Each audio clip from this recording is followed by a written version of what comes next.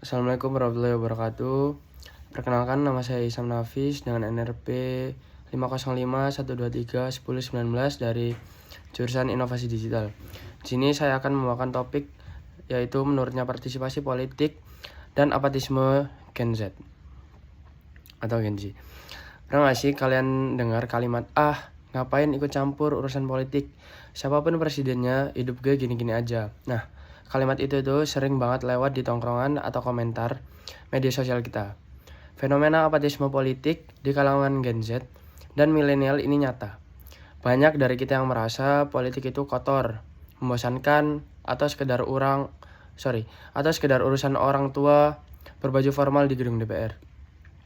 Kita lebih peduli pada isu lingkungan atau mental health. Tapi sering lupa kalau kebijakan tentang itu semua lahir dari keputusan politik.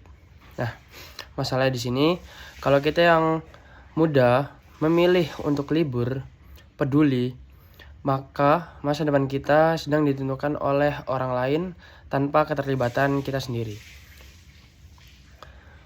Lalu, kalau kita lihat dari kacamata teori demokrasi itu bukan cuma soal datang ke TPS setiap 5 tahun sekali, tapi demokrasi itu adalah partisipasi.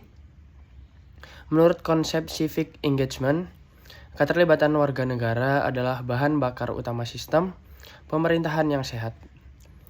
Saya di sini ingin mengkritik dalam dua sisi, yaitu yang pertama, sistem politik kita seringkali tidak mudah untuk benar-benar terlibat secara substansial. Kita sering hanya dijadikan objek, pencitraan, atau sekedar penambah suara. Namun, kedua, saya juga mengkritik sikap kita sendiri. Secara teori, kita punya hak partisipasi yang dijamin konstitusi, tapi kalau hak itu tidak digunakan, kita sebenarnya sedang melemahkan kontrol masyarakat terhadap kekuasaan. Demokrasi tanpa partisipasi, kaum muda yang kritis akan berubah menjadi oligarki, di mana hanya segelintir elit yang menentukan nasib jutaan orang. Apakah kita rela masa depan kita diatur tanpa adanya suara kita? Lalu, apa yang harus dilakukan? Kita butuh perubahan dari atas dan dari bawah. Yang pertama, untuk pemerintah dan partai politik, berhentilah menggunakan bahasa birokrasi yang kaku. Pemerintah perlu membuka ruang dialog digital yang transparan dan akuntabel. Partai politik harus melakukan kaderisasi yang nyata bagi anak muda. Bukan cuma menjadikan kita sebagai tim hore di media sosial saat musim pemilu tiba. Yang kedua, untuk mahasiswa dan masyarakat muda, kita harus naik kelas dari sekedar aktivis jempol atau selektivisme di media sosial, menjadikan gerakan yang berbasis data.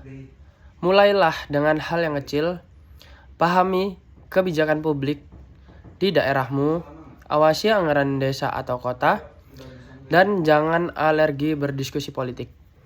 Politik bukan hanya tentang kekuasaan, tapi tentang bagaimana cara kita hidup bersama.